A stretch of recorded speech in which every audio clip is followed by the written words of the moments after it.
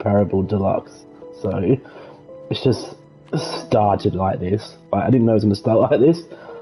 I just set the time for the game as I normally do, and then it booted up, and it started like this. So, yeah,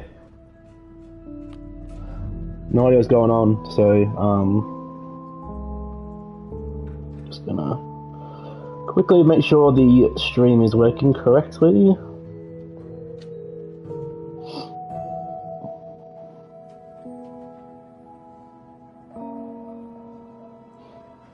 Get to it, that would be great.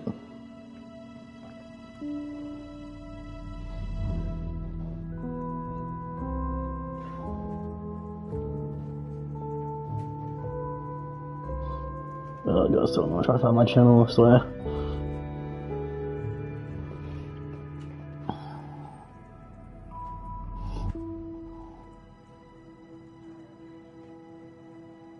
There we go, finally found it. Jeez. Make sure I'm not on the same internet, because then actually shits itself if I do that. It's fine, like me just using it, but yeah, internet in Australia is terrible, especially in Western Australia.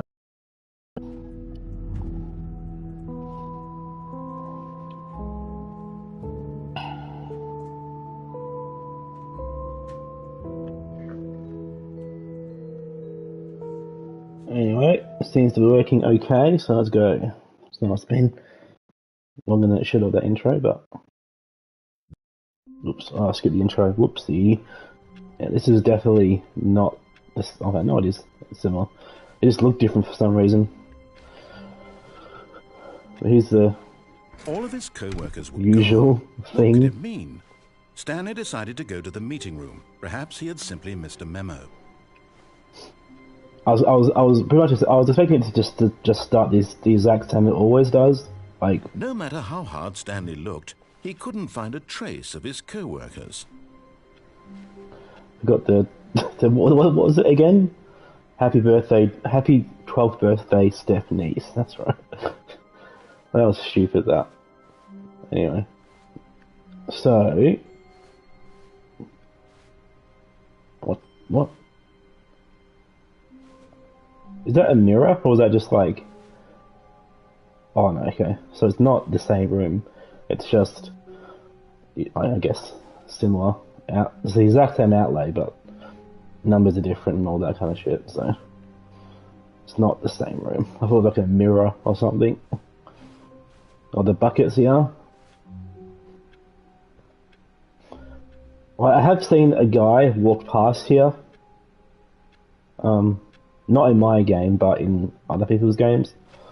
I've never seen it myself in my games, so... The confusion and the chaos all seemed to melt away as Stanley embraced the bucket. No bucket. So I think it's going to be slightly different with the bucket. I have done it a little bit with the bucket, but not a hell of a lot. That's where the... Isn't that where the extra content thing is? Or was? I don't know.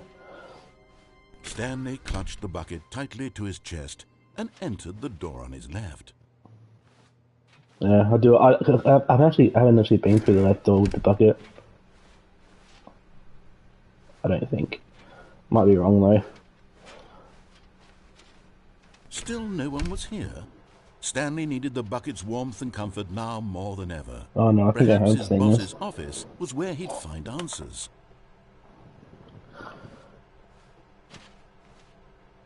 There's the broom closet, my favourite.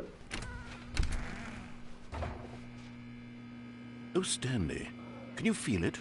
The broom closet. It wants the bucket. No, I have you can seen this. feel that, can't you? The aura of jealousy. It's as clear as day. This broom closet believes it deserves the bucket. Coming to a staircase, Stanley and the bucket walked upstairs to the boss's office.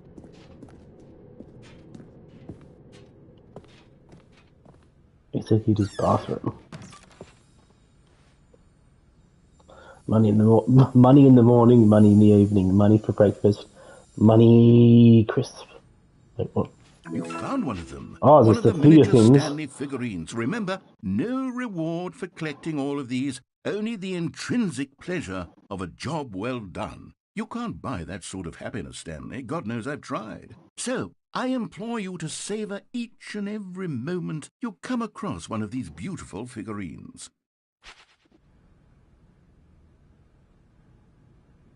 It's the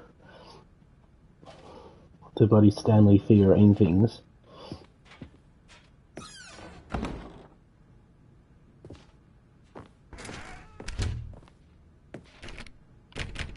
Well, it's locked this time. Boo. Stepping into his manager's office, Stanley was once again stunned to discover not an Stunned. indication of any human life. Crushed by the weight of this revelation, Stanley may have broken down into an emotional dumpster fire if not for the soothing presence of the bucket. Even now, in his darkest of hours, did the bucket's warmth and guiding light pierce the dark clouds of confusion and chaos. It would be with him always. The bucket would, and he knew it. The two of them were inseparable. At this point, Stanley was so absorbed in the tender spiritual connection he shared with the bucket that he didn't notice the keypad behind the boss's desk. Nor in his bliss of simply being near the bucket did he have any notion that the PIN number for the keypad was 2845. Knock it out. It's very simple. Stanley guessed the correct code by sheer luck. Was it that the bucket knew all along? Was the bucket guiding him? Yes, this is certainly the most logical. Can we try and leave this room now? Okay. Makes sense, I guess. I've not done this a million times, but I want to see how different things are with the bucket. Ooh, Another miniature Stanley figurine. This, there really must be a snappier name for these things. What about mini-stands? Stanley figs? What about Stanlerines? Yes, I think I like that. Another Stanlerine under your belt. Stanlerine. Oh, gosh.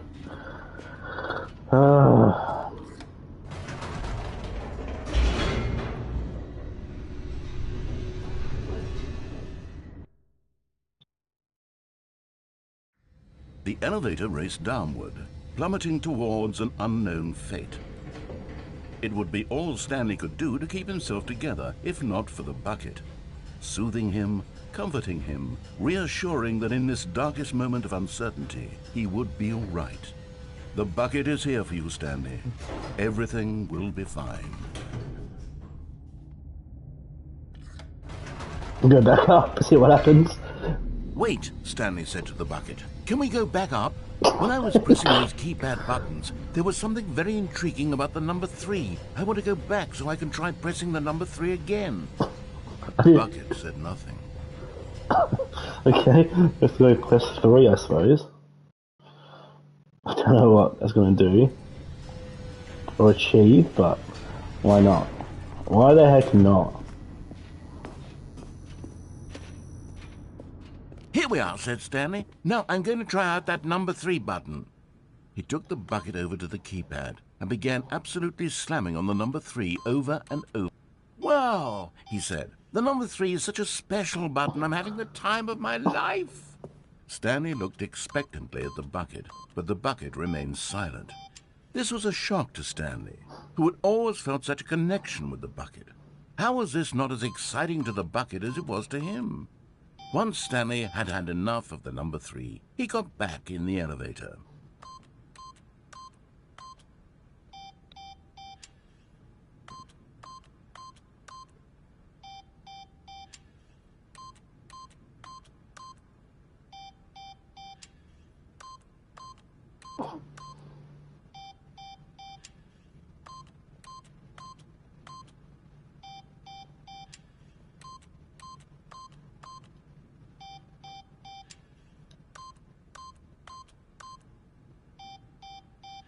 That's going to happen. I don't think. Let's continue on, I suppose. Perhaps the bucket had missed something. Perhaps it had not seen how much joy Stanley got from slamming the number 3 repeatedly.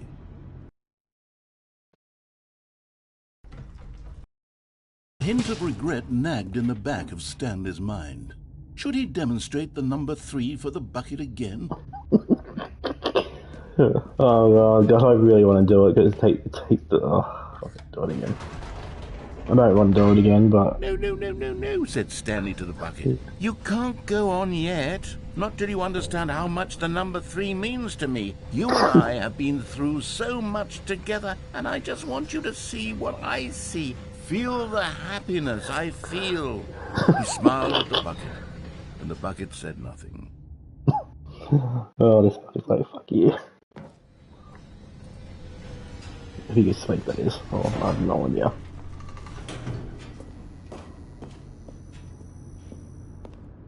Here we go, said Stanley. This time I'll really show you. He ran to the number 3 and began to wail on it like a musician on a beloved instrument, weaving a concerto of truth and passion.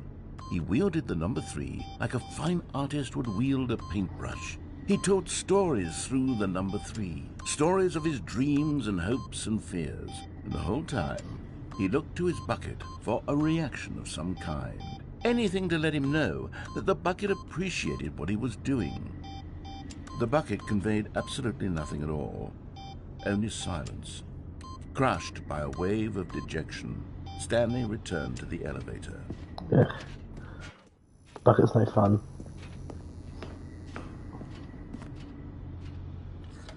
Stanley and the bucket were so close, they'd always been there for one another. Why suddenly could the bucket not connect with this passion of Stanley's? The question caused Stanley to ruminate the whole way down the elevator. He knew that there must be a way to get through to the bucket, to communicate fully with his dear friend. Surely there was a solution, mustn't there be?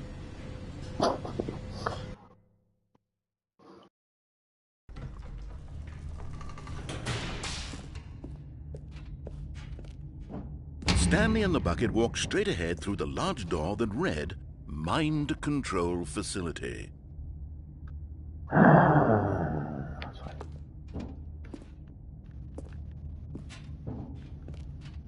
No. Although this passageway had the word escape written on it, the truth was that at the end of this hall, Stanley and the bucket would both meet a violent death. The door behind them was not shut. Stanley and the bucket still had every opportunity to turn around and get back on track. At this point, Stanley and the bucket were knowingly walking forward into a very painful death for each of them. I'm gonna go back now.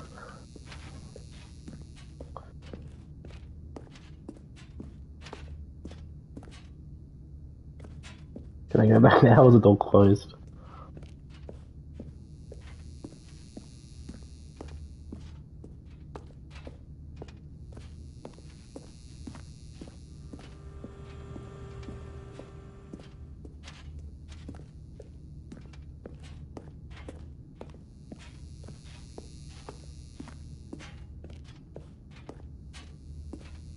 I don't know. Maybe closed, maybe. Oh no, it's open still, I think, yeah. But of course, Stanley and the bucket thought better of it and realized they simply had too much to live for. Nope. It's death for Stanley and the bucket. Oh man, it's so good. Love this game, man. Should I do it again? No.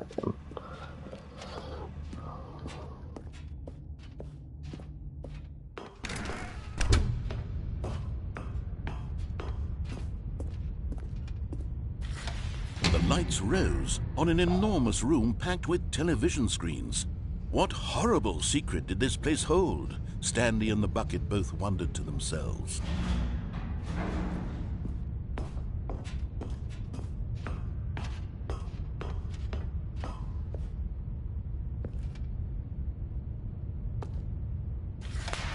The monitors jumped to life, and Stanley nearly dropped the bucket in shock. Everyone in the office was being videotaped. monitored like guinea pigs. The bucket had never seen anything like this, and it very nearly burst into tears as Stanley cradled it gently, reassuring it that everything would be fine. In a second.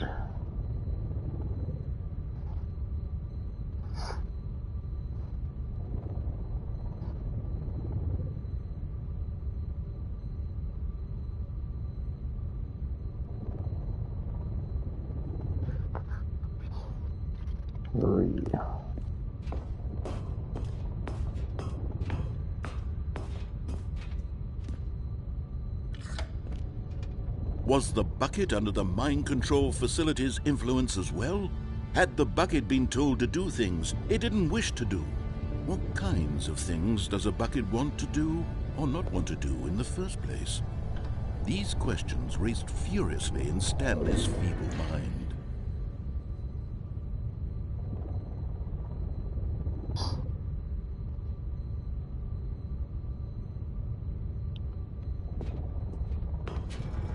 No! He screamed into the bucket.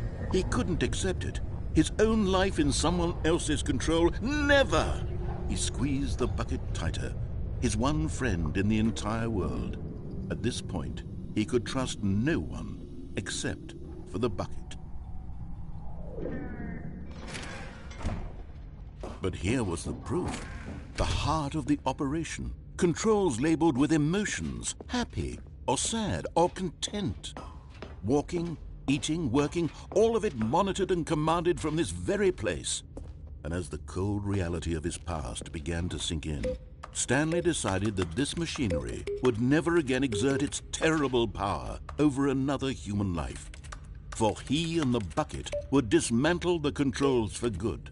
Two best friends, Stanley and the bucket, up against the world. They high-fived in a really cool way, and the bucket made a sassy comment about taking down the system.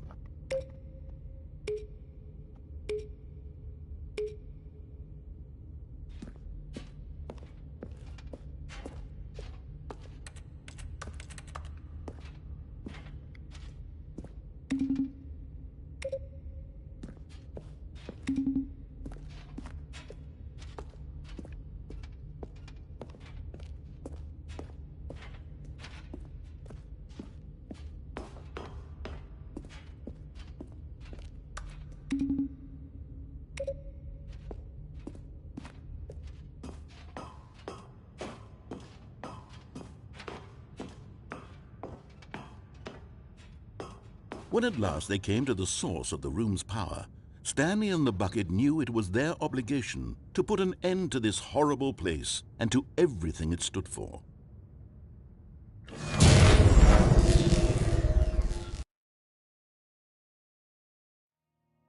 Stanley and the bucket waited in blackness. Was it over? Yes, they had done it.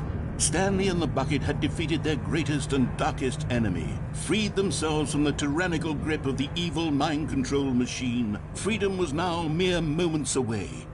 Excitedly, the two of them began to discuss the kind of life they wanted to step through this massive door. The bucket wanted to learn to roller skate. Stanley wanted to sneeze in every country on Earth. Both of them wanted to begin watching a movie, any movie, but then stop it halfway through and begin watching it in reverse from the end. True, it was a simple life they envisioned, but it was one they'd lived together, with one another to lean on, to trust, to support. What? Wait. What was happening? Oh no. Why had the door stopped? Was Stanley and the bucket not about to be freed? An unbearable silence filled the room, lingering in uncertainty, until finally the truth hit Stanley square in the face. This building did not want the bucket to leave.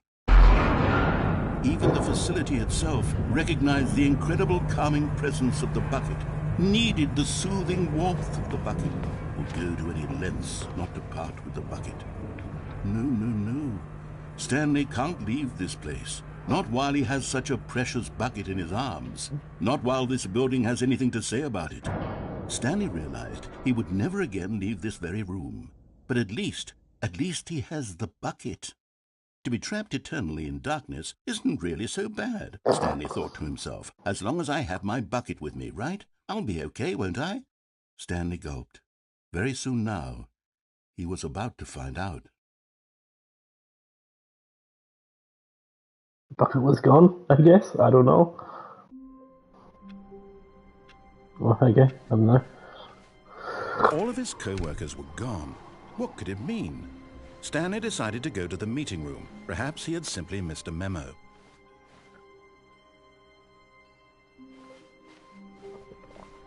No, still here.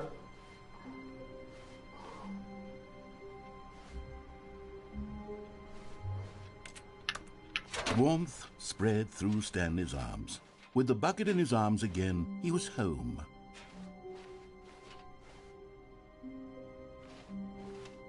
Stanley clutched the bucket tightly to his chest and entered the door on his left. Oh, yeah, fine.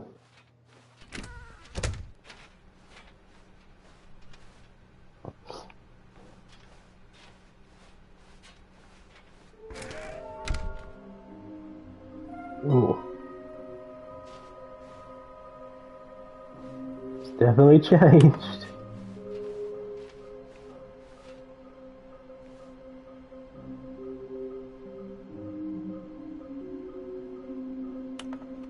So this is the collectibles.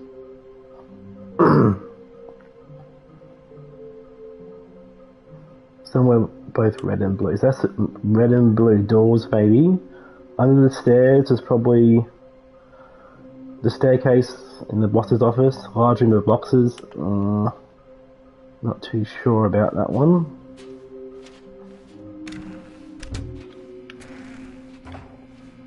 Ha! Oh, Stanley, can you No, feel it? I thought it would The change. broom closet. It wants the bucket. You can coming to a staircase. Stanley and the bucket walked upstairs to the boss's office. Yeah, there we go. Okay, I'm going back to the name of these little Stanley figurines, and now I'm torn between Stanlerines and Figlies. What do you think, Stanley? What name better encapsulates the intrinsic sense of happiness that you get from seeing a small number in the corner of your screen go up by 1? Let me sit on it. I'm sure it will come to me. I'm not going that way because I don't think it's going to change anything.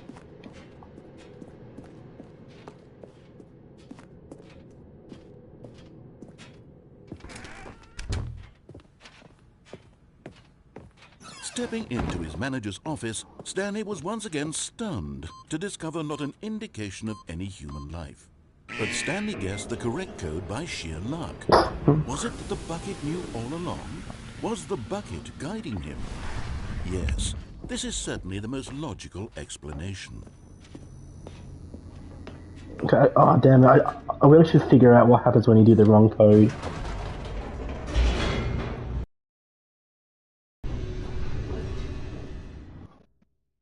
I need to do that. I need to figure out what happens when you do the wrong code. Stanley and the bucket walked straight ahead through the large door that read, Mind Control Facility.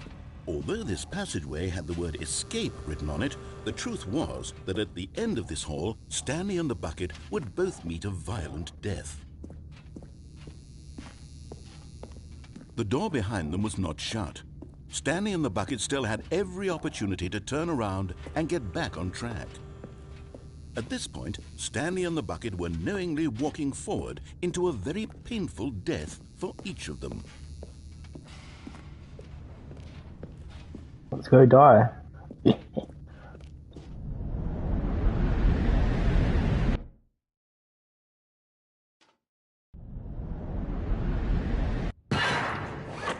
love that thump.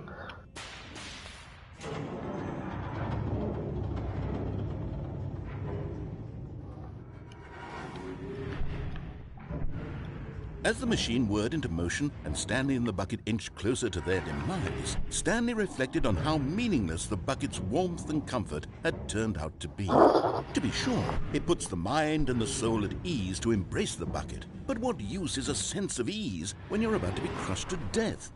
This is what Stanley thought to himself, and he sort of kicked himself for wasting so much time carrying a bucket everywhere. Farewell, Stanley. Farewell, Stanley.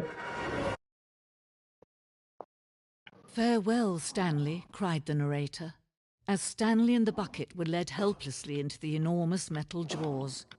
In a single visceral instant, the bucket's life came to an end, as it was crushed violently to death.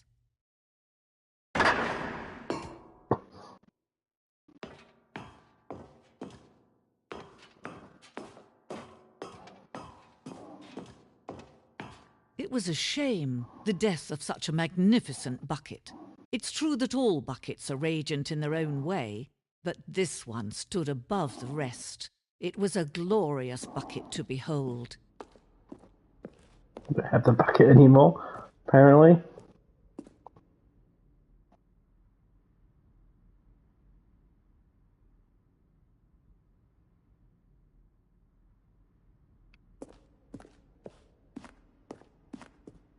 Can you see how arrogant it was for Stanley to take a bucket like this and to claim it for his own? Can you see the hubris that blinded him? Can you see that the bucket is far more noble than Stanley will ever be in his short life?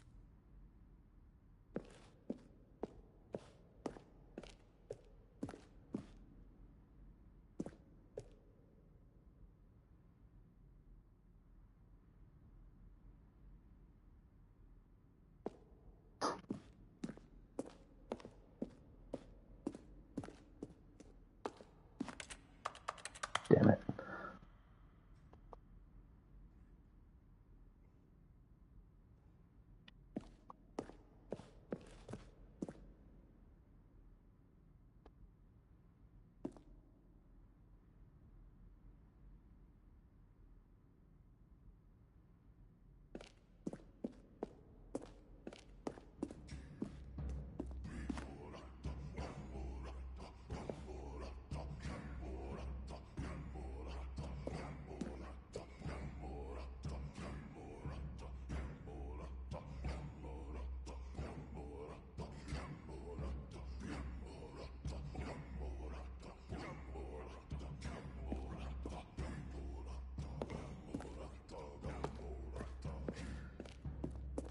No man can own a bucket, and certainly not a bucket as dazzling to behold as this one. It is man who should kneel before the bucket.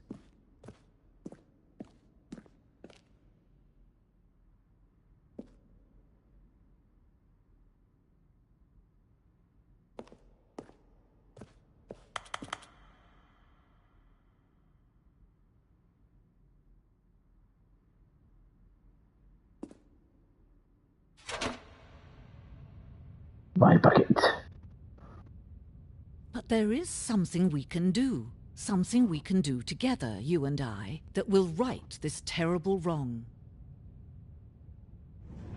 Let Stanley die. Let him be crushed by the machine. Don't reset the game. Don't give him another opportunity.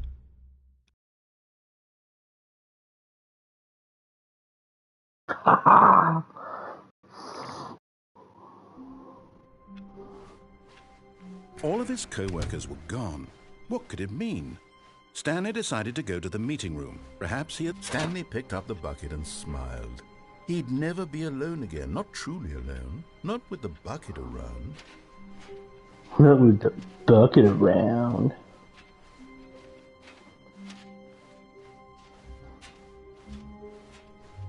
Stanley clutched the bucket tightly to his chest. Now I want to see what happens when you left. do the coding correctly.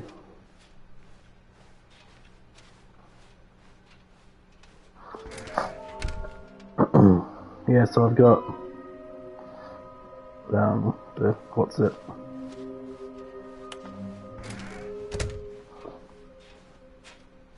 Coming to a staircase, Stanley and the bucket walked upstairs to the boss's office.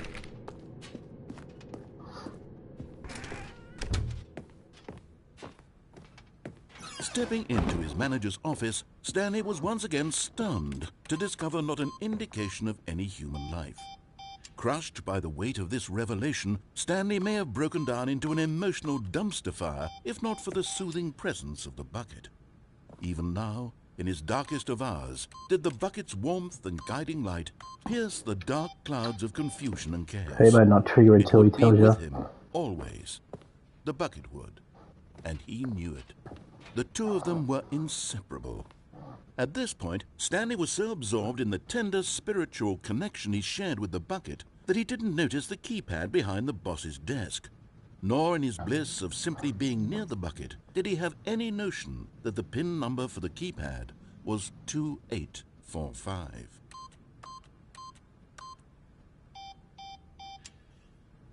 Yeah, but nothing happens.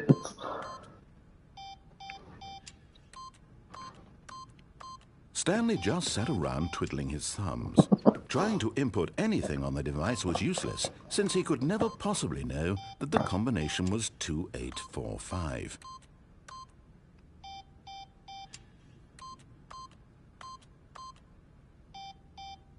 "2845.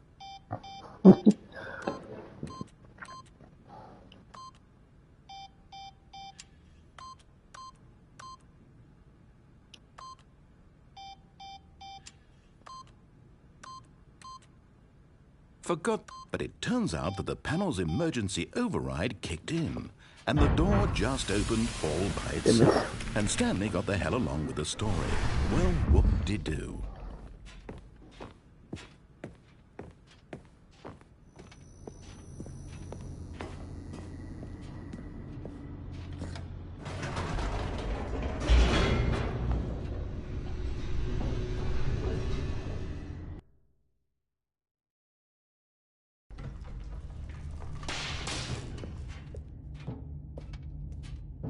Stanley and the bucket walked straight ahead through the large door that read, Mind Control Facility.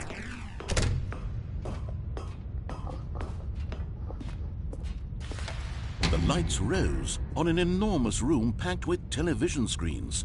What horrible secret did this place hold? Stanley and the bucket both wondered to themselves.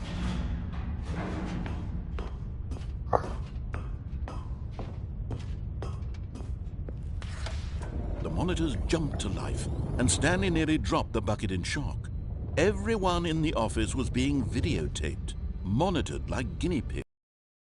The bucket had never seen anything like this, and it very nearly burst into tears as Stanley cradled it gently, reassuring it that everything would be fine.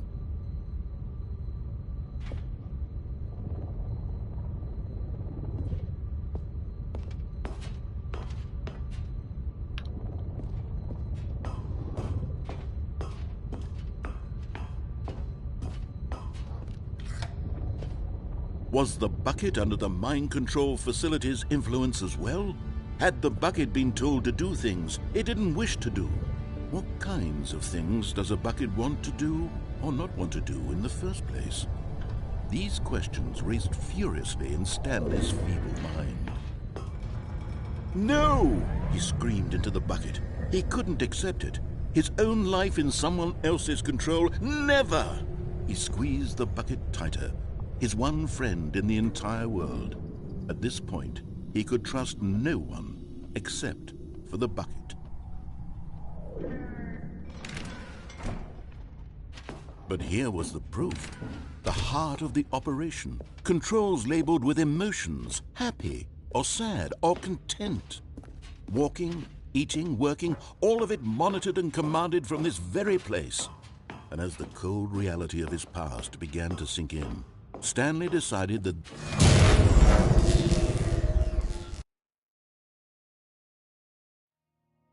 Stanley and the bucket waited in blackness.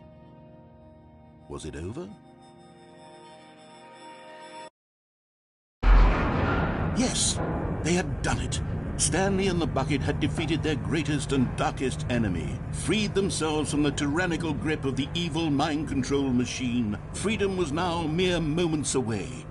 Excitedly, the two of them began to discuss the kind of life they wanted to live once they stepped through this massive door. The bucket wanted to learn to roller skate.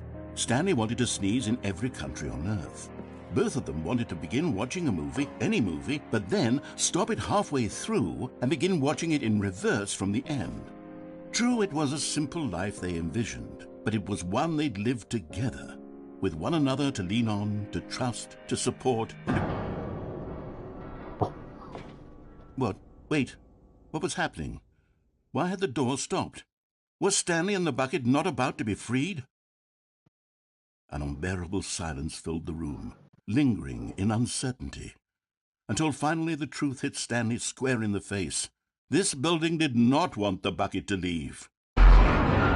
Even the facility itself recognized the incredible calming presence of the bucket, needed the soothing warmth of the bucket, would go to any lengths not to part with the bucket. No. Stanley can't leave this place, not while he has such a precious bucket in his arms, not while this building has anything to say about it. Stanley realized he would never again leave this very room, but at least he has the bucket. To be trapped eternally in darkness isn't really so bad, Stanley thought to himself. As long as I have my bucket with me, right? I'll be okay, won't I? Stanley gulped. Very soon now, he was about to find out.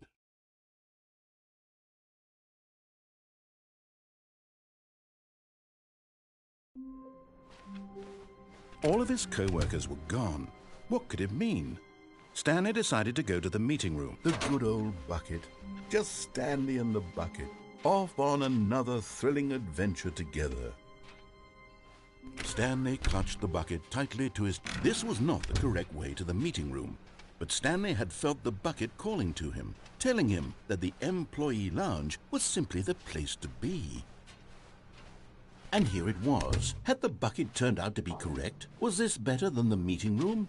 Yes, Stanley thought to himself. You know, never mind. The bucket was wrong. Stanley took the door on his left to go back to the meeting room. And so the two of them detoured through the maintenance section and walked straight ahead to the opposite door.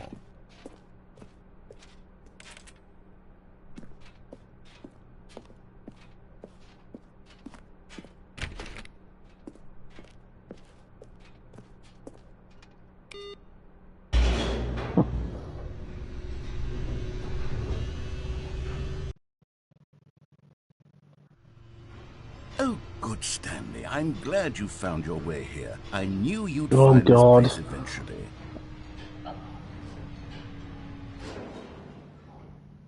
You see, your friends and I are concerned for you, Stanley. We've come together here because we care about you very much.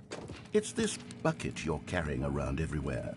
The bucket isn't even from the original Stanley Parable. It's just sequel content. We're the ones that matter, Stanley. Classic characters from the first game, like the Adventure Line and the Broom Closet. Because that's what fans want from a sequel. They want more of their favorite jokes, not this bucket that they've never seen before. Yes, I know I'm the one who gave you the bucket, but you're spending too much time with it. Don't you want another story involving the Adventure Line? We could make the Adventure Line go somewhere new. Yes, that's what the fans want. Let's do it. Whee! Look at that wedding line. Who knows where it'll go off to next? Oh, and it played some silly music as well.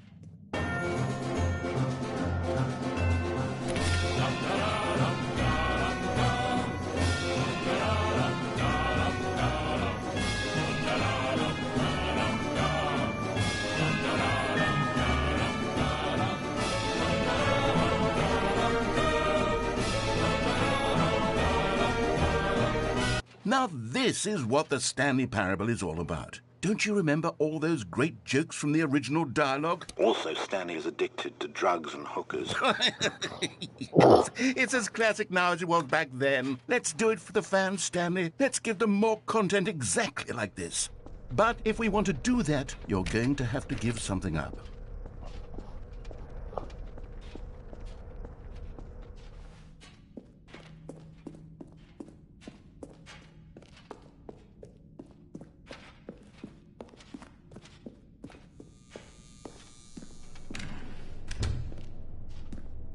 Don't you get it, Stanley? We need to get rid of the bucket. That's why I'm very proud to introduce a brand new character. This is the Bucket Destroyer. I think it'll make a wonderful new addition to the rich lore of the Stanley Parable. True, it also was not in the original game, but it's such a well-fleshed-out character with so much personality that to me it already feels as though it's been part of the cast all along. Don't you agree? Can you guess what the Bucket Destroyer does? Surely you don't need me to spell it out for you. Go ahead now, Stanley. Say goodbye to the bucket, and then pop it into the machine when you're ready.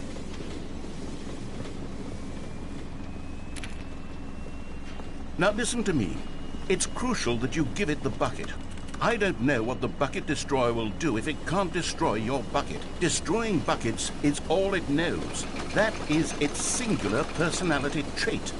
Sure, I can hear you saying, how does a character with only one personality trait deserve to join the pantheon of beloved Stanley Parable characters? Well, you see, if you were to really explore the Bucket Destroyer, you would see that its desire to crush buckets is so densely loaded with complexity and nuance that it's really like 10 personality traits. What other object in this game can you even say that about? The broom closet? Certainly not. I wonder what sort of Bucket Destroyer merchandise the fans will be clamoring for after this. Okay, the Bucket Destroyer is getting very upset now. You'll have to hurry and feed it. We can't get back to the classic Stanley Parable characters like the Adventure Line or the Bucket Destroyer until you crush that damn bucket. Quickly now, the fans are waiting. Do it, the fans, Stanley. Give the fans what they want. Hurry and... Oof.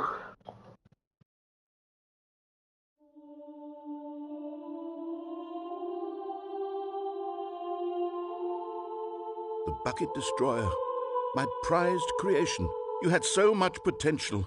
We were going to do such marvelous things with you, tell such spell-binding stories about you. All of it squandered now.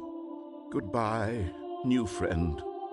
For the moment in time that you were here, you were magnificent.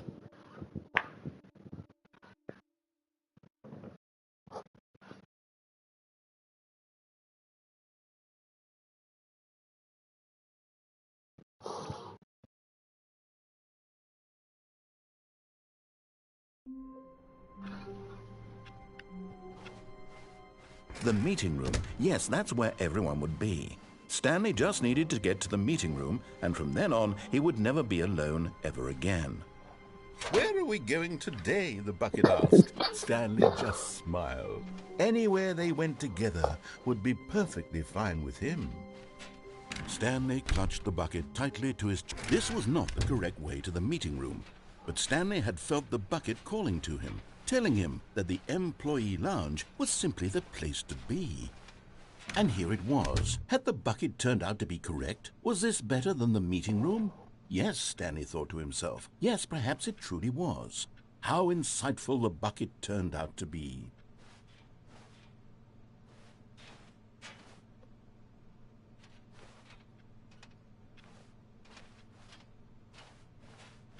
Truly, being here with the bucket was a grand adventure.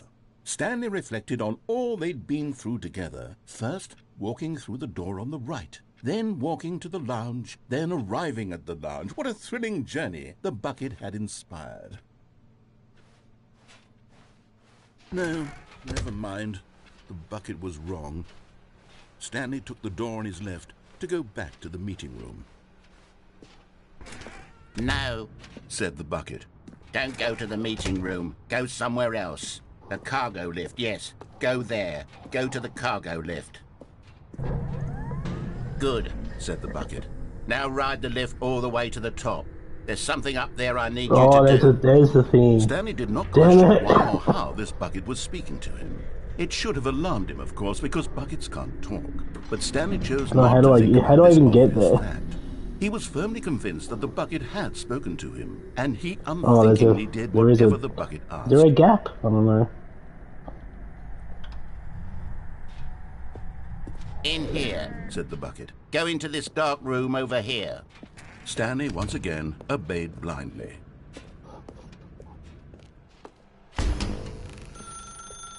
Now pick up the phone. Said the bucket. Pick up the phone and it will take us back home where we can go about life together.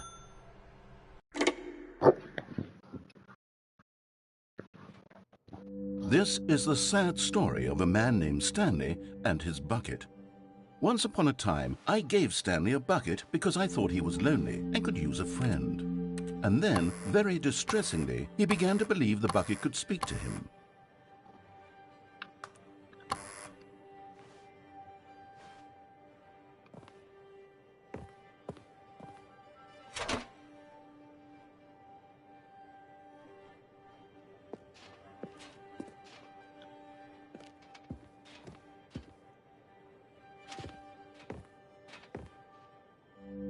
The Stanley Parable Reassurance Bucket was merely meant to provide the comforting glow of companionship.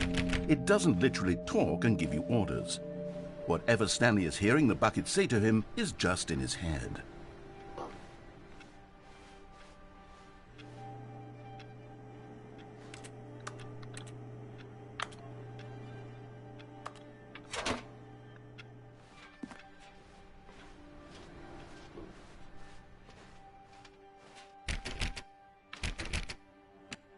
Lately, I've been concerned about him. Wouldn't you be concerned as well?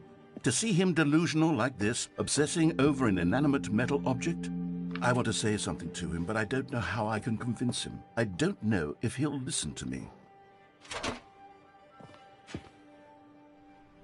Oh, I'll try anyway. Stanley, can you hear me? Listen to me. It's just a bucket. It can't think, it can't talk.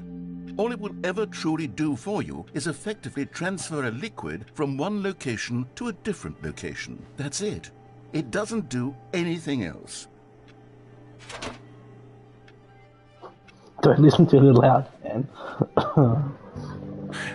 You see, he's not listening. He's still taking orders from the bucket. You know, once upon a time it was me he took orders from. Me he trusted and listened to. Now all he cares about is his awful bucket.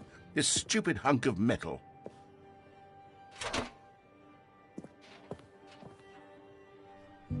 It's sad, but I suppose he doesn't need me anymore.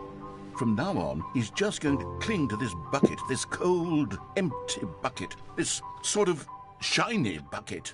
Well, I'll give it this. The bucket does have a nice shine to it.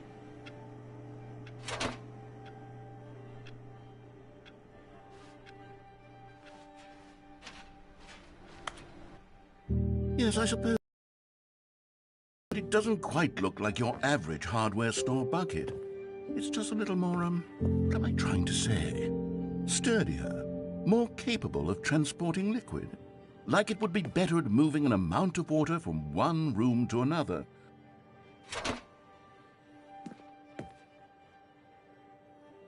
Oh my God, what am I saying? Better at carrying water from room to room. It's a bucket. It's literally just a bucket. Why do I feel some need to point out the ways in which it's so much more than just a regular bucket? Oh no. I'm having feelings for the bucket. No. What's going on? Why do I want to be with the bucket? Hear what the bucket has to say. Do anything it asks. What's wrong with me? I don't understand. Perhaps if I had the bucket, this would be less confusing. Yes, the bucket could tell me what to do in this troublesome situation. Stanley, give me the bucket. Give it to me. Give me the bucket, Stanley. I need it. Give it to me now. Give it or I'll...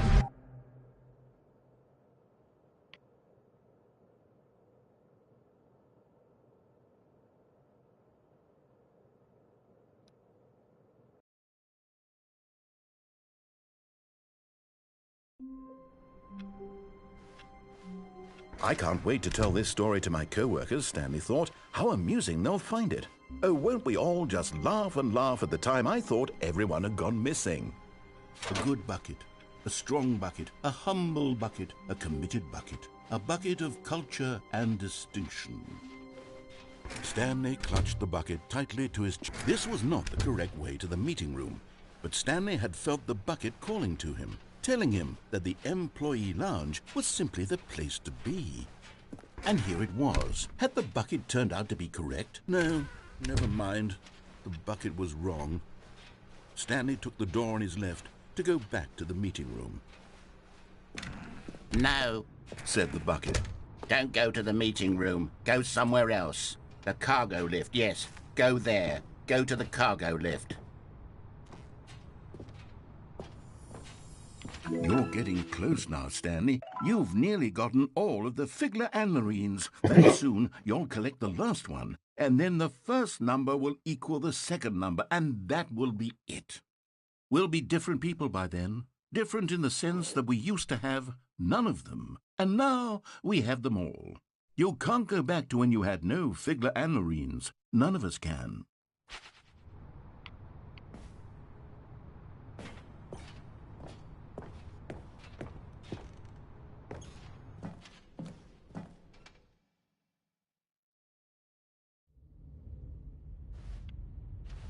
Oof, hello.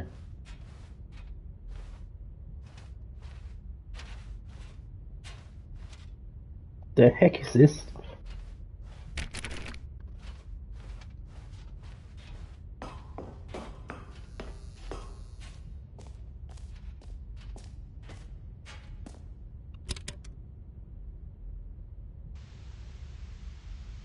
Okay, this is day number 295, tape number... I don't even know. I've lost track. Nothing feels real anymore. The longer I study this bucket, the less sense anything makes. The sheer euphoria I feel every time I pick it up. No matter how many times I've done it, it's always the same feeling. And the emptiness in my chest when I set it down. It doesn't make sense. There's no explanation for it. I still haven't figured out why I see the world so differently when this bucket is in my arms. Why everything feels so... What do I do with this treasure? I can monetize it. Yes.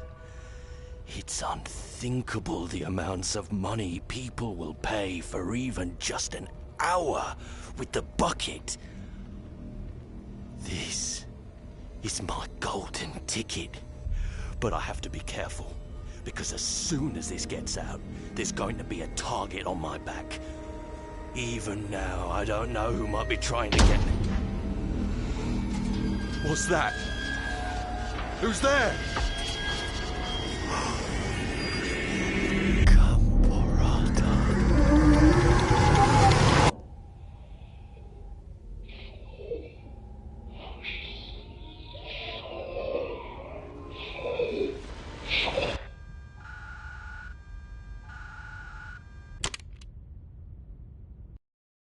Interesting.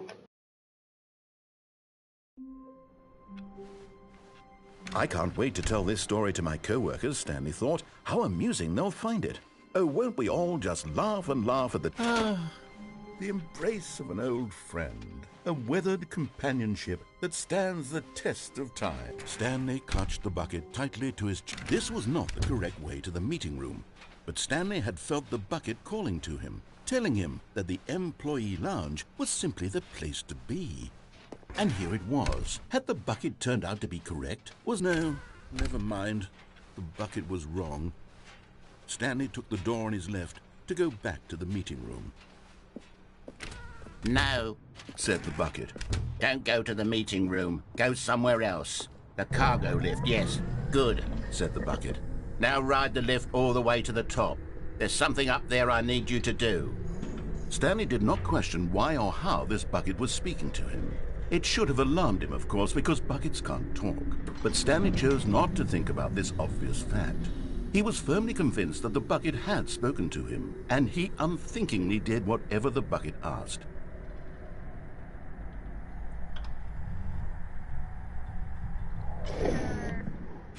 In here. Said the bucket. Go into this dark room over here. Stanley once again obeyed blindly. Now pick up the phone. Whoa, hold on. Why did you unplug the phone?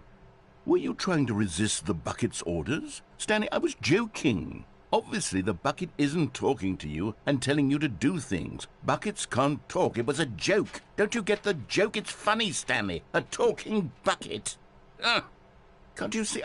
Oh, goodness. I must have really bungled up the delivery if you actually took me seriously. Where did I mess up the joke? Should I have paused for longer or spoken quicker? Comedic timing is so difficult. I wish I were better at it. But there isn't exactly an instructional video on comedy that one can watch to fully... Oh, wait, yes, there is. It's sitting right here. Let's take a look. What is comedic timing? What is comedic timing? How does it work? How long should it last? How can it be used to effectively silence your political enemies? And more importantly, can it be taught in its entirety within 90 seconds? Thankfully, the answer to all of these questions is yes. Let's dive deeper. If you've ever told a joke or made someone laugh, in all likelihood, you did it while standing 50 to 80 centimeters from them in a room of no more than 76 degrees Fahrenheit, with one of your arms raised straight upward at a 15-degree angle from your body. These are the optimal conditions for good comedic timing. To begin the joke, start by stating and spelling your name.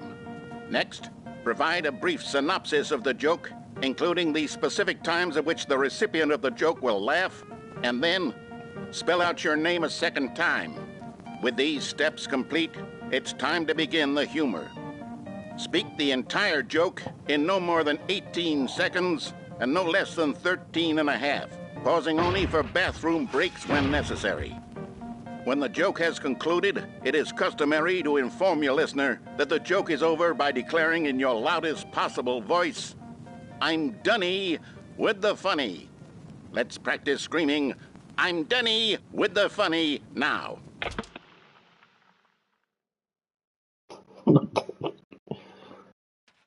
Good. This saying is a perfect example of expectations management, which is the cornerstone of good comedy. Finally, it's time to hand out surveys. Collecting hard data from your audience on how rapt they were throughout the joke is the only way to grow or learn as a comedian. An effective survey should be no less than 10 pages long and should include the same question reprinted several times, just to ensure the survey taker is actually paying attention and not simply filling in answers at random. And that's all there is. With these strategies at your disposal, you'll have audiences doubled over in laughter and even tripled over in laughter in no time at all. Just remember to let them stop laughing at some point, you gut-busting little scamp. After all, we're each of us needed on the front lines of the war to fight the 12-legged invader who threaten our very existence and who very likely die in a hailstorm of bullets and mandibles. All of us must be prepared to give our lives to this noble cause, just as our children must do after us, and their children after them. Godspeed, and may Earth reign supreme.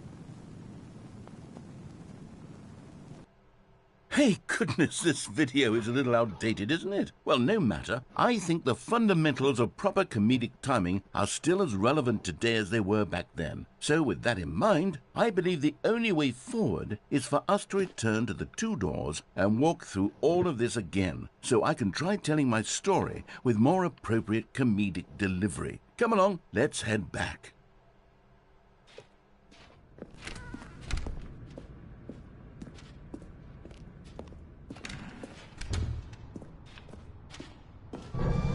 I can feel it. This time, I'm really going to nail the delivery. You'll be in stitches. A talking bucket, you'll say? How ridiculous. How absurd. What a hilarious concept. The king of comedy. That's what you'll call me. Thank goodness we had the instructional video. Otherwise, who knows where we'd be right now. Well, I wouldn't be the king of comedy, that's for sure. The bucket spoke to Stanley. The bucket spoke. The bucket spoke. Oh, I'll figure it out on the fly. No need to overthink things.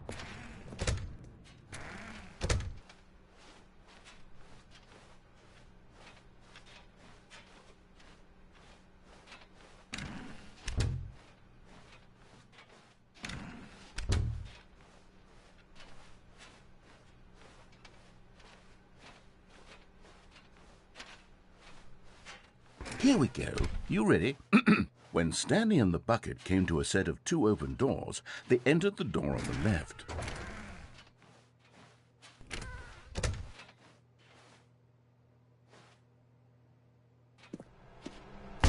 What? We're back at the phone already? No. What's going on? There was supposed to be several rooms leading up to this. There was supposed to be a build-up to this point. A dramatic display of remarkable comedic wit which culminates in this scene with the phone. But now the timing's well, not the way it was meant to. And it's all my fault. I must have forgotten that the phone room comes immediately after the 2 doors room. What an egregious mistake. I've made a fool of myself. I don't deserve the title of King of Comedy. I'm nothing. I'm not even the lowliest joke-telling whelp. I think I need to go back and rewatch that instructional video. No. Yes, sure. That will help me improve my... Here we go. You ready? When Stanley and the bucket came to a set of 2 open doors, they entered the door on the left.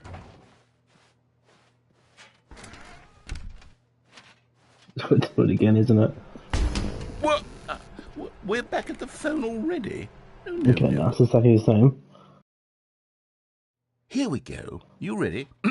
When Stanley and the bucket came to a set of 2 open doors, they entered the door on the left. It's just gonna loop, isn't it? It's gonna be shorter each time. What? We're back at the phone already? No. Here we go. You ready? Do it one more Stanley and the time. bucket If it's came to a shorter, set if of not, 2 then open doors, they entered the door on the left. go on the left door next time. What? We're back at the phone already? No. Okay, no. Here we go. Use You that ready? same.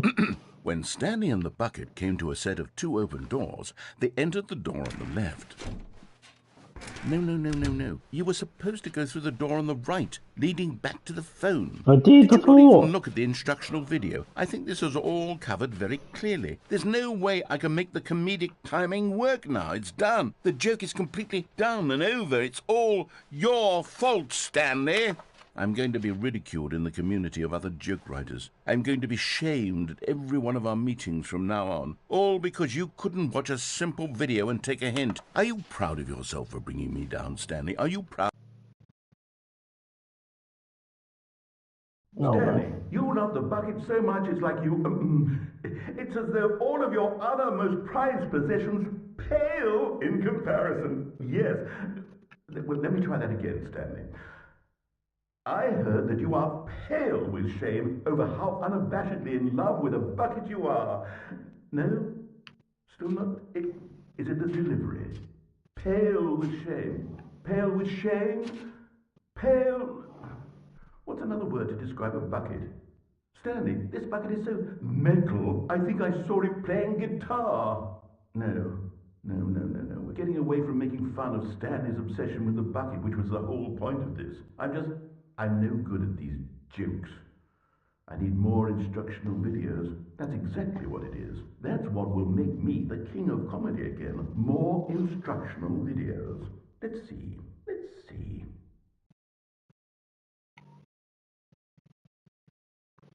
So I don't think the red door, blue door is going to trigger unless we don't have the bucket. When Stanley came to a set of 2 open doors, this was not the correct way to the meeting room, and Stanley knew it perfectly well. Perhaps he wanted to stop by the employee lounge first, just to admire it. Stanley felt lightheaded, butterflies in his stomach. Giddy but eager to get back to business, Stanley took the first open door on his left. Stanley was so bad at following directions, it's incredible he wasn't fired years ago. Look, Stanley, I think perhaps we've gotten off on the wrong foot here. I'm not your enemy, really, I'm not. I realize that investing your trust in someone else can be difficult, but the fact is that the story has been about nothing but you all this time. There's someone you've been neglecting, Stanley. Someone you've forgotten about. Please, stop trying to make every decision by yourself. Now, I'm not asking for me. I'm asking, this is it, Stanley. Your chance to redeem yourself. To put your work aside. To let her back into your life. She's been waiting. That's her, Stanley. You need to be... Oh, no, you can't... Did you just unplug the phone?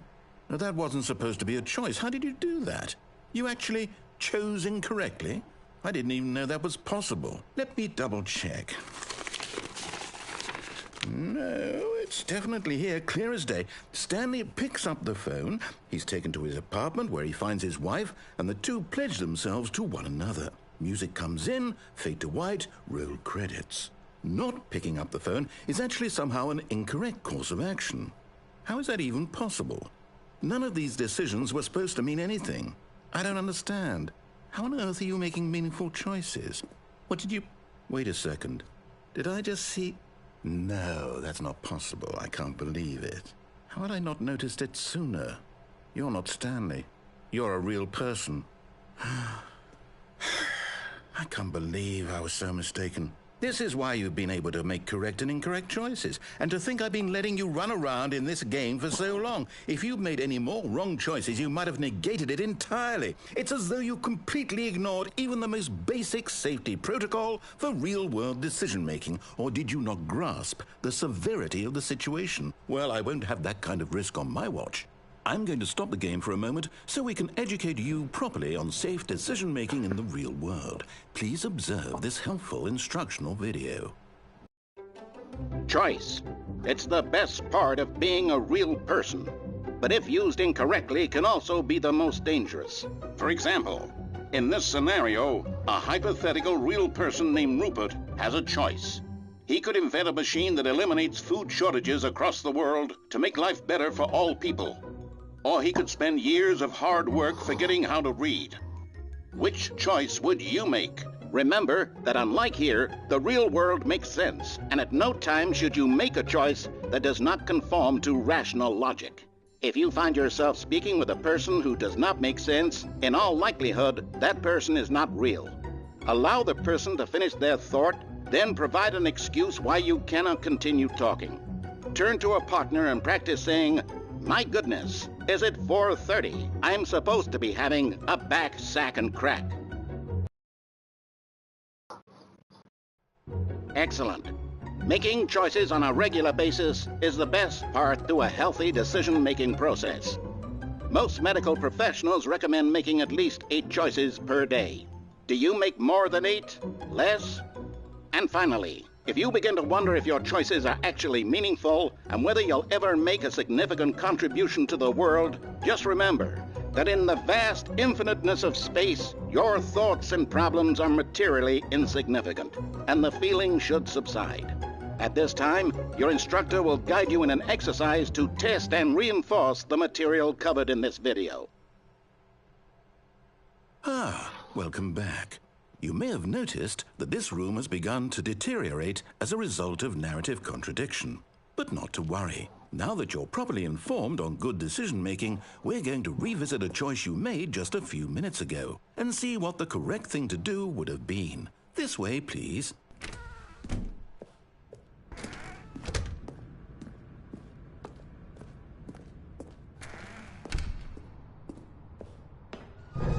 Now that we know your choices are meaningful, we can't have you jumping off the platform and dying. Imagine the main character dying senselessly halfway through the story. That story would make no sense at all. We just need to get you home as soon as possible before the narrative contradiction gets any worse. Unfortunately, it seems this place is not well equipped to deal with reality.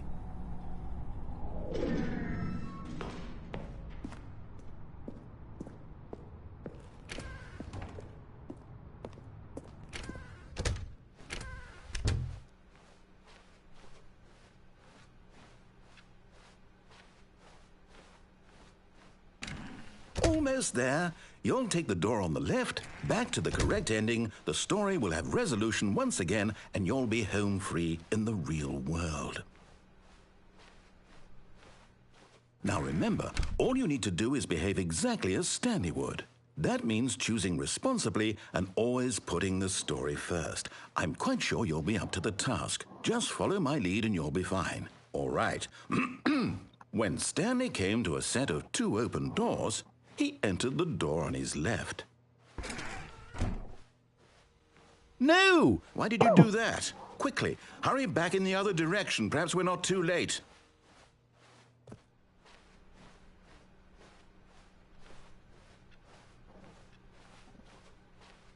Oh, it's ruined. I can't believe, after everything we talked about, that my story, you've destroyed my work. Why? For what?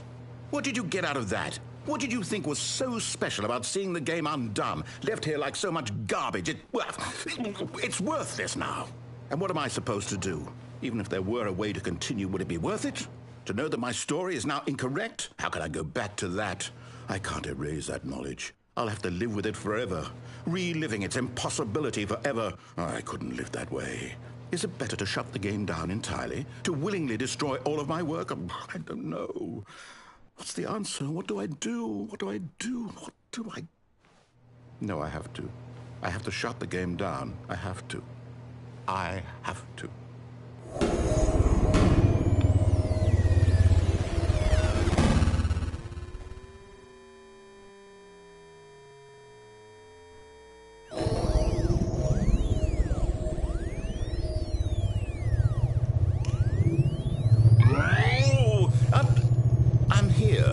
I'm still here in this pile of rubbish, with you, who thought you were so clever. Now look where we are. My entire game is destroyed. It was the only thing in the world that was mine, and you've run it into the ground.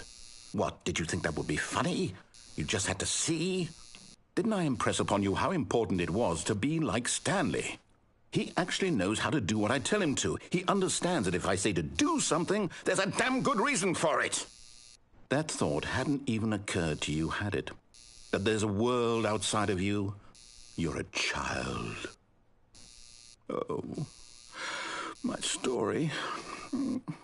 If you'd just gone through the door on the left, you would have seen it. There was a whole underground facility. You would have destroyed it and been victorious. It would have been so perfect. I worked so hard on it. I tried so hard to make... behave exactly as Stanley would. That means choosing responsibly and always putting the story first. I'm quite sure you'll be up to the task. Just follow my lead and you'll be fine. All right. When Stanley came to a set of 2 open doors, he entered the door on his left. No! Why? Hurry back. Behave exactly as Stanley would. That means choosing responsibly and always putting the story first. I'm quite sure you'll be up to the task. Just follow my lead and you'll be fine. All right. When Stanley came to a set of 2 open doors, he entered the door on his left.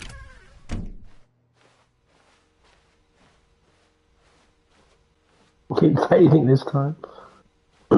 No! Why did you do that? Quickly. Behave exactly as Stanley would.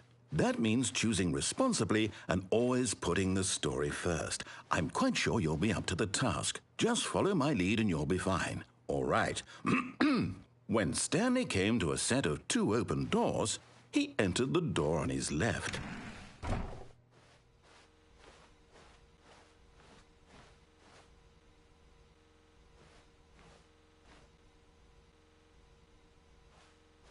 No! Why did you do that? Quickly, hurry back. Behave exactly as Stanley would. That means choosing responsibly and always putting the story first. I'm quite sure you'll be up to the task. Just follow my lead and you'll be fine. All right. When Stanley came to a set of 2 open doors, he entered the door on his left.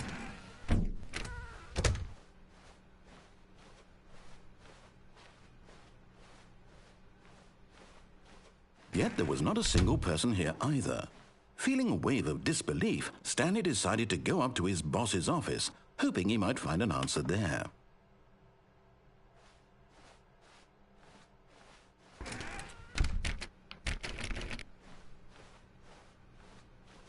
Coming to a staircase, Stanley walked upstairs to his boss's office.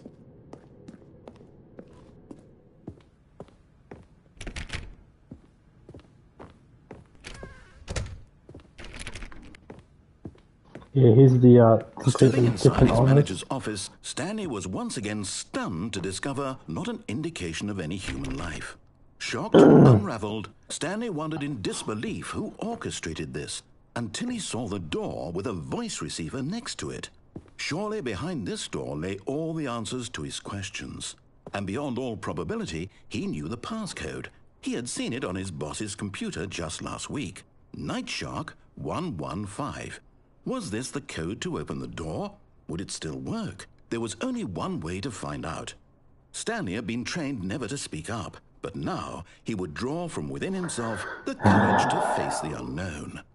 He drew a sharp breath and then spoke the code. Night Shark 115. Nope, it doesn't work. I think there's a natural trigger for that. Stanley spoke the code. Night Shark 115. He spoke it into the receiver, right there on the wall.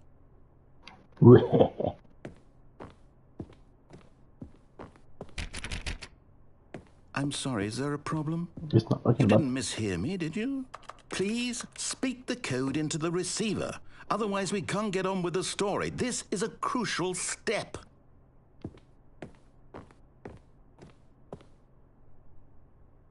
Okay, fine, you're not going to do it, but you know what?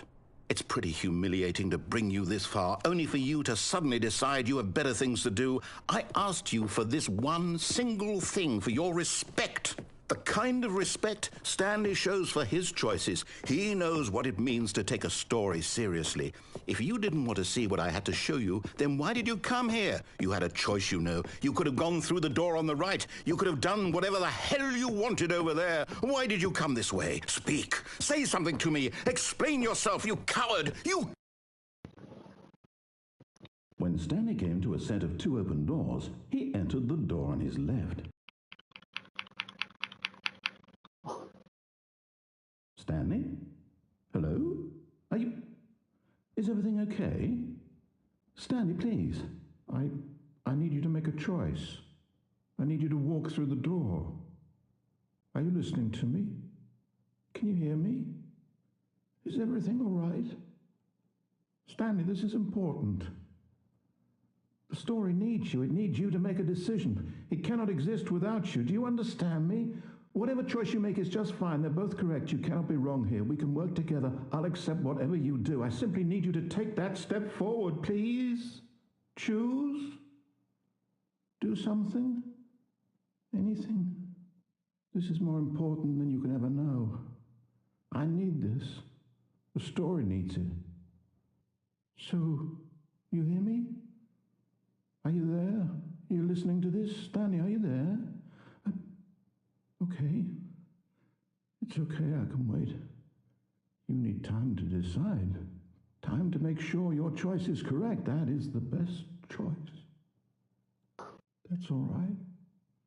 I'll wait for you to decide what's the right thing to do. Take as much time as you need.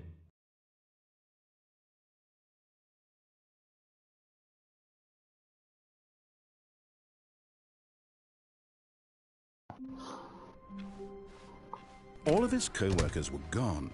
What could it mean? Stanley decided to go to the meeting room. The bucket made Stanley want to be a better man and a better co-worker. In time, perhaps, he would become both of those. Stanley clutched the bucket tightly to his chest. This was not the correct way to the meeting room, but Stanley had felt the bucket calling to him, telling him that the employee lounge was simply the place to be. And here it was. Had the bucket turned out to be correct? Was this better than the meeting room? Yes, Stanley thought to himself. No, never mind. The bucket was wrong. Stanley took the door on his left to go back to the meeting room. No, Said the bucket. don't go to the meeting room. Go somewhere else. The cargo lift, yeah, good, Said the bucket. Now ride the lift all the way to the top. There's something up there I need you to do. Stanley did not question why or how this bucket was speaking to him. It should have alarmed him, of course, because buckets can't talk. But Stanley chose not to think about this obvious fact. He was firmly convinced that the bucket had spoken to him, and he unthinkingly did whatever the bucket asked.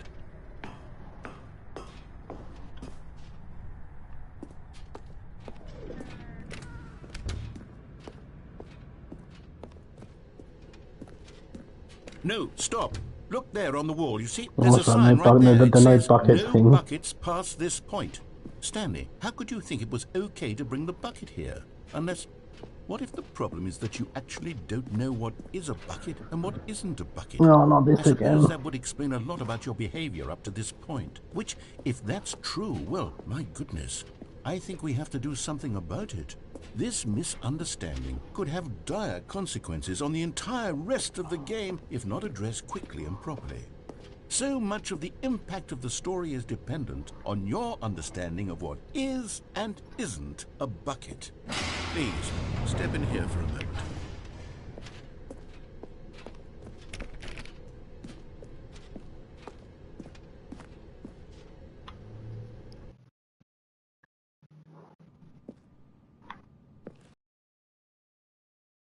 I'm going to run you through some test scenarios, and you'll tell me whether or not the thing I'm showing you is a bucket. Simple enough, right? This should tell us everything we'll ever need to know about what is or is not a bucket. Okay, let's begin. Item 1. Is this a bucket? Correct. It is a hologram of a bucket, not an actual bucket.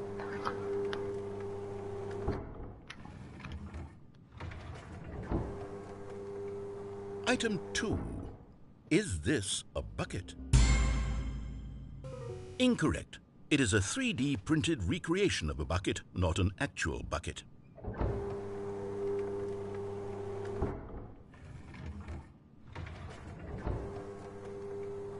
Item 3. Is this a bucket? Incorrect. This is a bucket.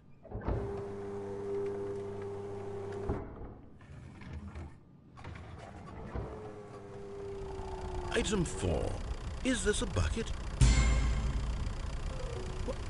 Are you hallucinating? This is a tractor. It's an enormous machine that tills the earth. I thought this was a gimmick. How on earth did you manage to screw it up? Absolutely incredible.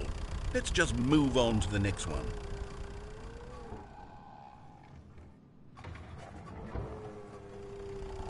Is this a bucket? Incorrect. This is a bucket.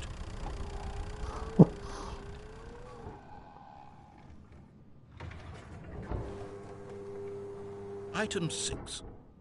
Is this a bucket? Trick question. Both. Gotcha.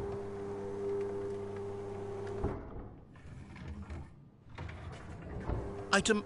Wait, hold on. I can't find the next one. Let me see. It should be around here somewhere.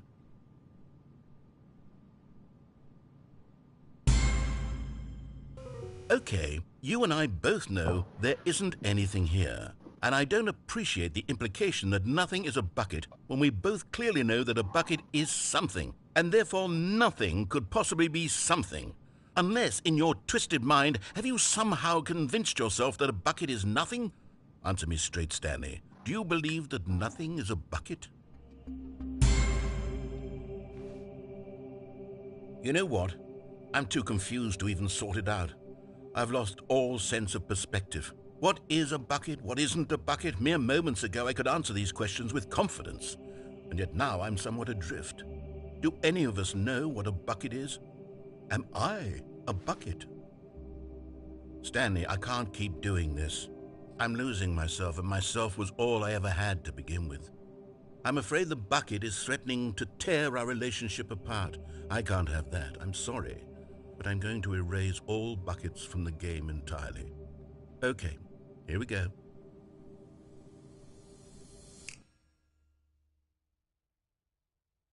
What happened? Is everything gone? Why did everything disappear? Wait, was everything a bucket? Every single thing in the game was a bucket. Oh my God, I had no idea. How could... except me. I'm not a bucket after all. And you, Stanley, you're still here. You're not a bucket either. Oh, this is wonderful news. We're not buckets. Yes, I actually feel much more at ease right now. It's delightful to get some clarity on that issue, but it doesn't change the fact that we haven't got a game. So, tell you what, I'll reset everything and we'll put back all of the buckets, okay? And we'll know that it's all a bucket. But if you run into anyone else, maybe don't mention that. Who knows what that information might do to a person? All right, here we go.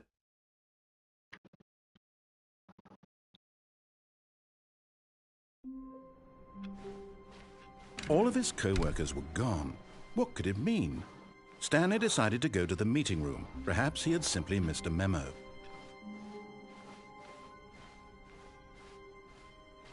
When Stanley came to a set of 2 open doors, this was not the correct way to the meeting room, and Stanley knew it perfectly well. Perhaps he wanted to stop by the employee lounge first, just to admire it. And here it was, the lounge. But eager to get back to business, Stanley took the first open door on his left. Stanley was so bad at following directions, it's incredible he wasn't fired years ago. Look, Stanley, I think perhaps we've gotten off on the wrong foot here. I'm not your enemy, really, I'm not. I realize that investing your trust in someone else can be difficult, but the fact is that the story has been about nothing but you all this time. There's someone you've been neglecting, Stanley. Someone you forgot. What? Really? I was in the middle of something. Do you have zero consideration for others? Are you that convinced that I want something bad to happen to you? Why, I don't know how to convince you of this, but I really do want to help you, to show you something beautiful. Look, let me prove it. Let me prove that I'm on your side. Give me a chance. Now listen carefully, this is and there it is. The last Stiggly Wiggly. Savor this moment, Stanley. This is a real accomplishment. This is doing something just for the sake of doing it. Where so many people expect to be rewarded for the most trivial achievements, you've insisted that a job well done is its own reward. I would tell you that I'm proud of you for collecting them all, but that would be like a reward, and we can't have that. So, instead I'll just say, it's done. We're all done here, and now we can go to whatever the hell you were doing before you hunted for figurines.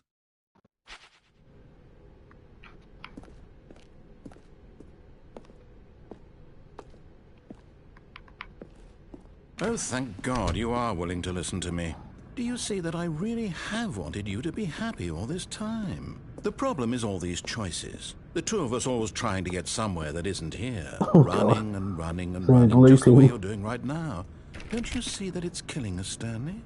I wanted to stop. We would both be so much happier if we just stopped. And I think I have a solution. Here, let me show you.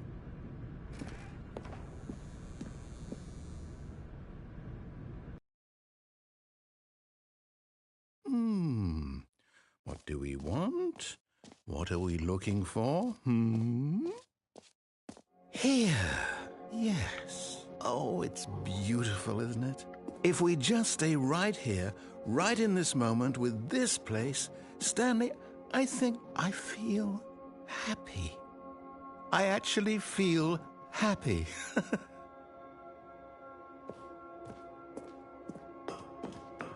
No, wait. Where are you going?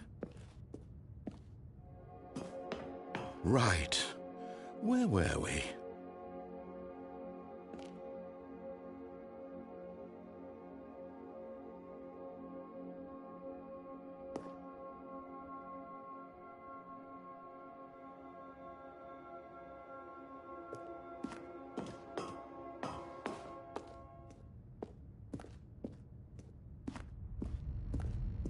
Oh no! Stay away from those stairs. If you hurt yourself, if you die, the game will reset. We'll lose all of this. Please, no, Stanley, let me stay here. Don't take this from me. Please, Stanley. No! Okay. Oh, thank God. No. No, no, what are you doing, Stanley? Please, I'm asking you not to take this away from me. I can't go back to what I was before. If you die, we'll both go back. Why are you doing this? Stanley, let's go back to the other room. Can you do that for me?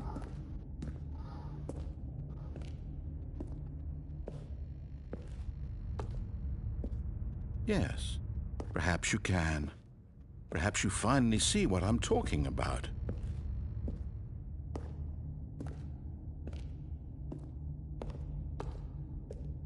My God, is this really how much you dislike my game?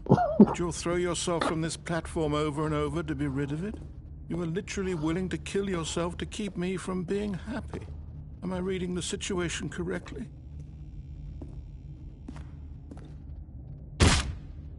Or maybe you're just getting a kick out of it. I don't know anymore. I just wanted us to get along. But I guess that was too much to ask. It looks like you wanted to make a choice after all. Well, this one is yours.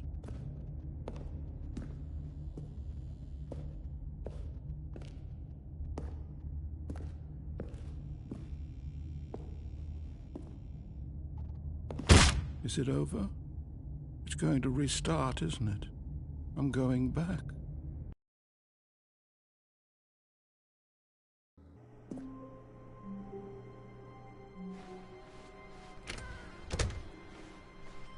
Oh, God. Stanley, I'm sorry, but I have to put a pause on things. It's those figurines. Those figglers. I haven't stopped thinking about them since you nabbed every last one. Wasn't it just the most intrinsically fulfilling moment of your entire life? Didn't it fill you to the brim with inner richness?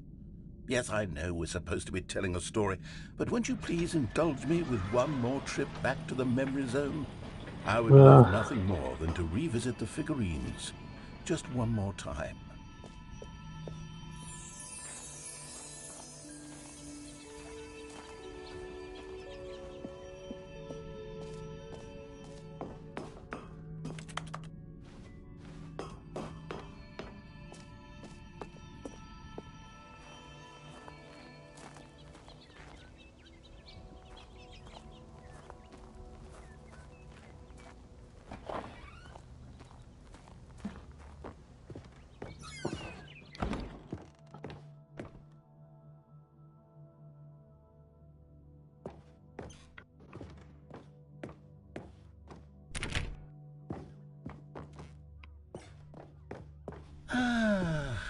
Here's where it all began. The first collectible. Back then, we had no idea of how many of them we'd find. Sure, it said 6 right there on the screen, but how could we know for certain? We were so innocent. We'll never be like that again, Stanley.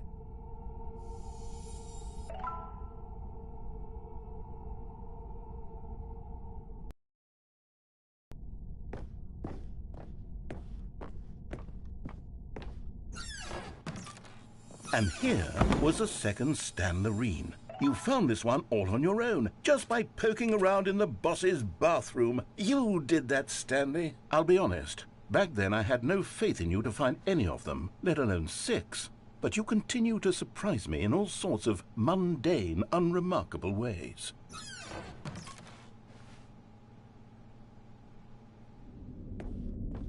Okay, let's do a little quiz. Which of these rooms was the room you found your third mini-Stan? Can you remember?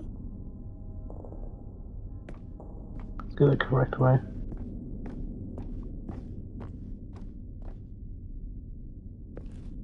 No. Under the stairs was the 4th place you found a Figanley, not the 3rd. Well, I guess perhaps I shouldn't be surprised. Memories like these are so precious and so cherished that they all just sort of blend together, don't they? You know what?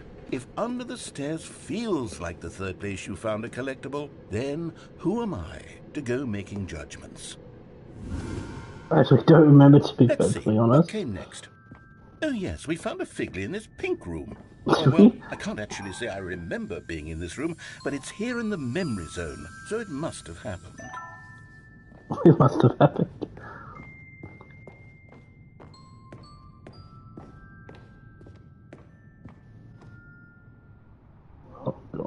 This was the 5th mini Stan, and this one was really something special. It was in the warehouse. I remember it so clearly.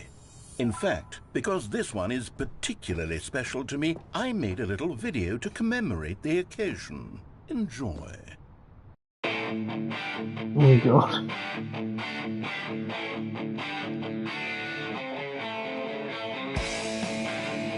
It's like one of those like early YouTube videos.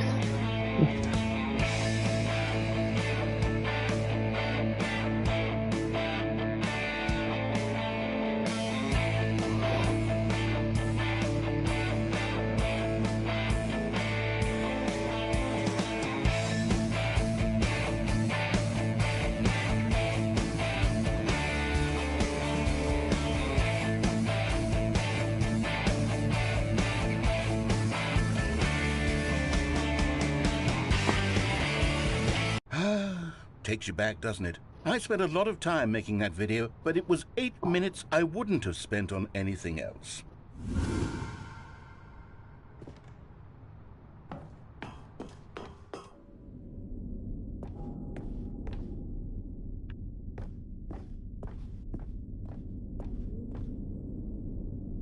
And then, Stanley, then we came to the last collectible, the final figurine, right here by the red and blue doors. This memory is the most distinct and clear in my mind, perhaps because it was the one that happened more recently than all the others. Who can truly say how the mind works? All I know is that this is the moment where you picked up a Figley and I thought to myself, yes, that's all of them. They're all collected. It was a moment unlike any other. Except for the other moments picking up figurines, which it was exactly like.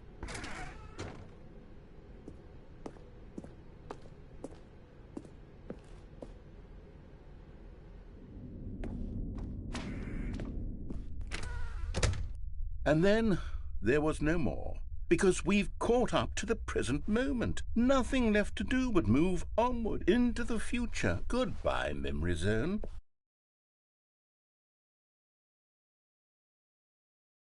No, I'm not done. I'm not ready to move on. Stop the loading screen. Isn't there some way we can stay here, keep enjoying these figurines? Let's just go backwards. We'll do the Memory Zone again from the opposite direction. See how that feels. Okay, sure. Okay, yes, the room with the red and blue doors. I remember this.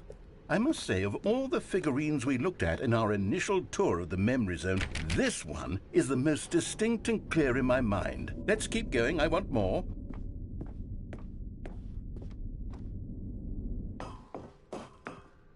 And here's where I made that video. Don't you remember the video we watched? Oh no. Yes, I love that video.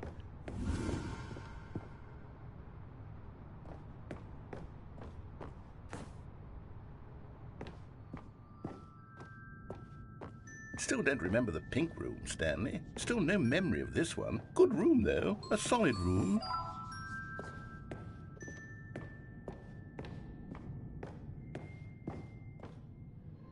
These really were a treat to hunt down. You know, if there had been any kind of reward for finding all of these, it really would have muted the intrinsic joy of collecting them. I'm very glad we resisted the temptation. Next one.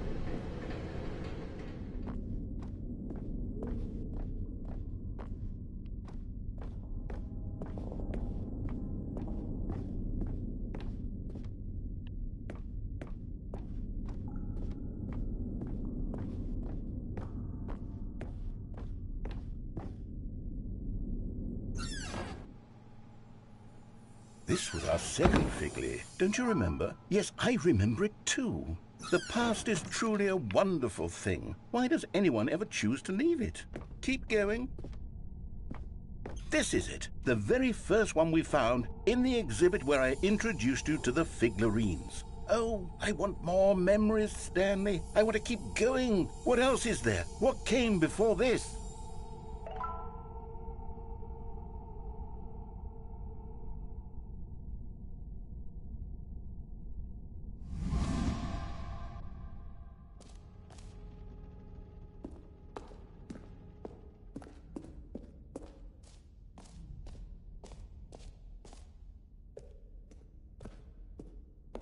Look, it's the terrible new content that we were originally sold on.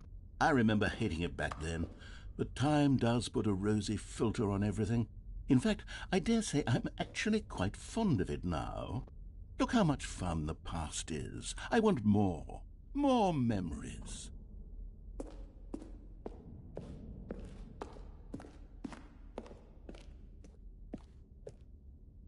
Oh, yes, the two doors. Who could have forgotten that? A classic memory, this one.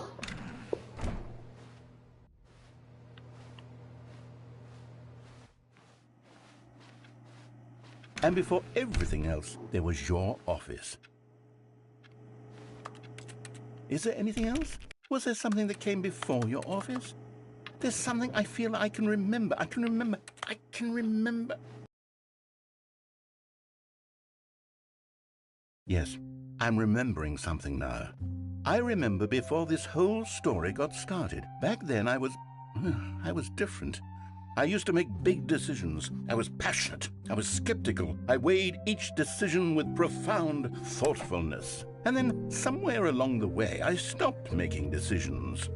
I became lazy, and I came up with a character named Stanley to do my thinking for me. He would make the decisions. He would decide which way to go. I would cheer him on as he collected figurines for no reason. Why did I invent Stanley? Was I lonely? Yes, perhaps that's it. Perhaps I needed to imagine I had companionship. And Stanley really did make for a wonderful companion, even if he was a fiction. But I suppose it's grown old. I want to think for myself again. I want to go back to how it used to be. Yes, I can be on my own again. I can do it. I'll be stronger this time. I'll take care of myself. I don't need Stanley anymore. Oh, but he truly was so much fun to play with. You know what? Since we're in the memory zone, how about one more good memory? Let's go back just once and give Stanley one more run of the office, and then I'll retire him for good. I did enjoy telling his story so very much. Okay, here we go. This is the story of a man named Stanley.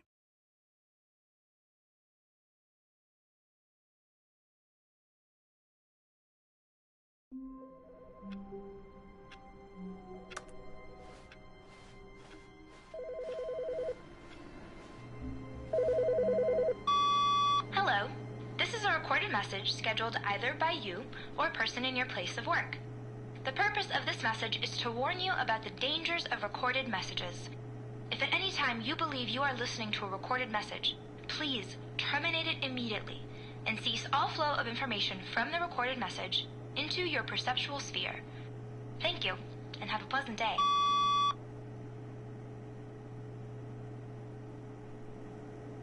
Right.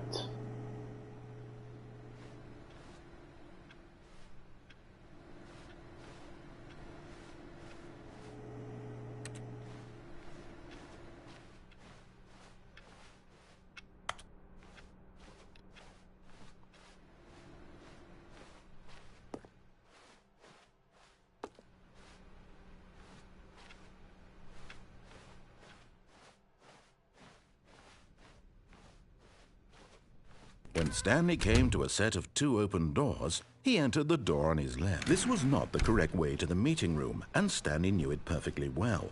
Perhaps he wanted to stop by the employee lounge first, just to admire it. It was okay. It was okay.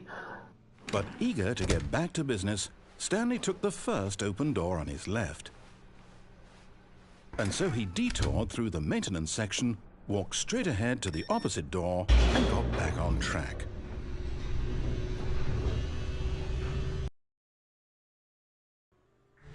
But Stanley didn't want to go back to the office. He wanted to wander about and get even further off track. So now in order to get back, he needed to go, from here it's, left.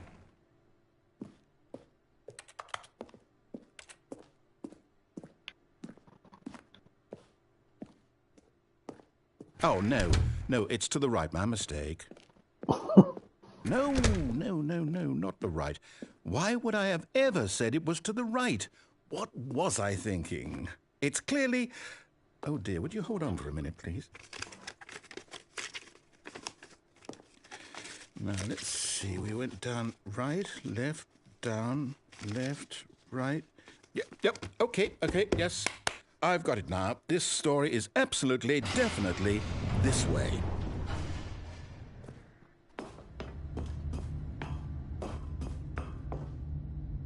No.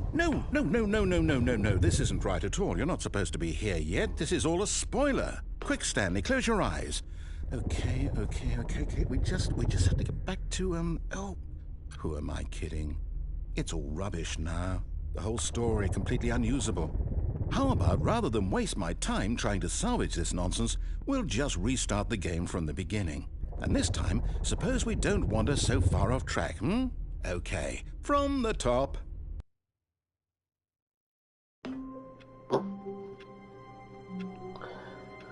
Well, I'm gonna end it there, guys. We're going for quite a while now, so I'm gonna see you in the next one.